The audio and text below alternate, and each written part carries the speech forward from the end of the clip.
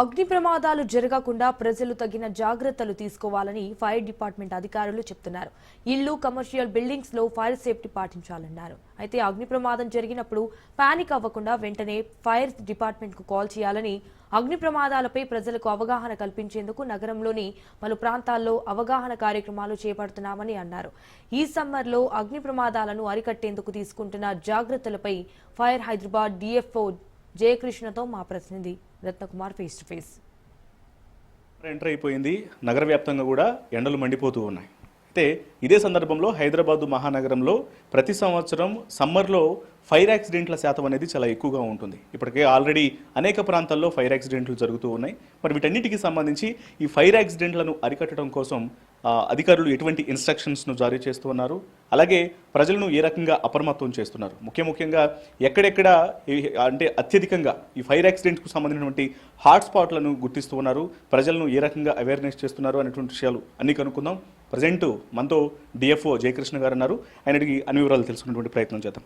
Sir, ముఖ్యంగా summer already start అయిపోయింది, fire యాక్సిడెంట్లు కూడా జరుగుతూ ఉన్నాయి. మనకు వాస్తవంగా ఫైర్ యాక్సిడెంట్ సమ్మర్ అనగానే ఫైర్ యాక్సిడెంట్స్ చిన్న ప్రాంతాల్లో కూడా ఫైర్ యాక్సిడెంట్స్ జరుగుతుంటాయి. సో వీటన్నిటికి సంబంధించి ఇప్పుడు సమ్మర్ ఎఫెక్ట్ అనేది, ఈ సమ్మర్లో ఫైర్ యాక్సిడెంట్స్ యొక్క ఎఫెక్ట్ అనేది ఎలా ఉండొచ్చు, ప్రస్తుతం సిచ్యువేషన్స్ ఎట్లా ఉన్నాయి? సమ్మర్లో వచ్చే కాల్స్ రావట్లేదు, ఇప్పుడు కొన్ని కాల్స్ పెరుగుతూ ఉన్నాయి. దీనికి మా డిపార్ట్మెంట్ ఫైర్ డిపార్ట్మెంట్ తరఫున మేము తీసుకునే చర్యలు అంటే summer every year summer start అవుతుంటేనే కొన్ని మేము ఏ డిపార్ట్మెంట్ పరంగా ఏవైతే చర్యలు తీసుకోవాలో, లైక్ ఏంటంటే వెహికల్స్ ఏమైనా రిపేర్స్ ఉంటే చేస్తాం, ఆ చుట్టుపక్కల ఆ పర్టికులర్ స్టేషన్ జ్యూరిడిక్షన్లో వాణిజ్య సముదాయాలు కానీ రెసిడెన్షియల్ కమ్యూనిటీస్ కానీ వాటికి విజిట్ చేయడం, అంటే రెగ్యులర్ ఇయర్లీ మొత్తం మేము అవేర్నెస్ ప్రోగ్రామ్స్ కండక్ట్ చేస్తాం. బట్ సమ్మర్లో ఇంకొంచెం అవేర్నెస్ క్యాంపెయిన్స్ అనేవి ఎక్కువ చేస్తాం. ఎవ్రీ ఇయర్ మనకు ఫైర్ సర్వీస్ వీక్ కూడా కండక్ట్ చేస్తాం. దానిలో భాగంగా ఇంకా ఫైర్ అవేర్నెస్ అనేది కొంచెం చాలా ఎక్కువగా మొత్తంలో చేస్తాం. ముఖ్యంగా సమ్మర్లో ఫైర్ యాక్సిడెంట్స్ జరగడానికి కారణం ఏంటంటే ఈ సమ్మర్లో ఎలక్ట్రిసిటీ కన్జంప్షన్ అనేది ఎక్కువ ఉంటుంది జనరల్గా. సో దానివల్ల ఎలక్ట్రికల్ సర్క్యూట్స్ పైన లోడ్ పెరుగుతుంది. లోడ్ పెరగడం వల్ల ఈ షార్ట్ సర్క్యూట్ జరగడం, జనరల్గానే ఫాల్టీ ఎక్విప్మెంట్స్ యూజ్ చేయడం, ఈ ఇండస్ట్రీస్ అలాంటి ప్రాంతాలలో ఎక్కడైతే కెమికల్స్ స్టోర్ చేస్తారో ఈ హీట్ వల్ల వాటికి కొన్ని ఫ్లేమబుల్ లిక్విడ్స్ గ్యాసెస్ రిలీజ్ కావడం, దానివల్ల స్పార్క్స్ ఏమున్నా కానీ ఇమీడియట్గా క్యాచ్ చేయడం, ఫైర్ జరగడం జరుగుతుంది. మెయిన్గా రీజన్స్ ఇవి ఉంటాయి జనరల్గా. ఎందుకంటే హీట్ పెరుగుతుంది కాబట్టి, ఎన్వైరన్మెంట్లో హీట్ పెరుగుతుంది కాబట్టి ఆ హీట్ వల్ల ఇలాంటి ప్రమాదాలు సంభవిస్తాయి.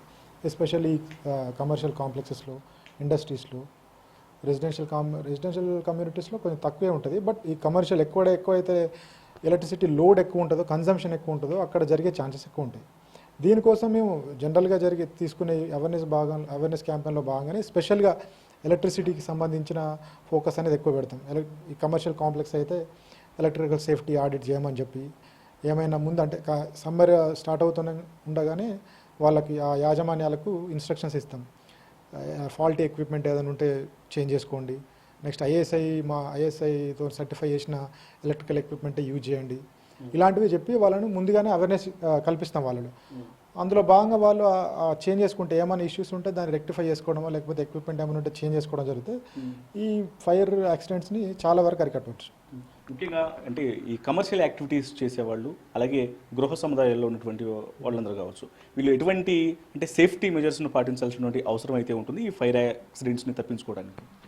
జనరల్గా కమర్షియల్ అయితే ఎక్కువ మొత్తంలో ఈ ఏవైతే వాళ్ళు స్టోర్ చేస్తారో కంబస్టబుల్ మెటీరియల్స్, జనరల్గా వాళ్ళు ఈ ఎలక్ట్రికల్ ప్యానెల్స్ దగ్గర స్టోర్ చేయడం ఇలాంటివి చేస్తూ ఉంటారు కమర్షియల్ ప్లేసెస్లో. ఇప్పుడు సపోజ్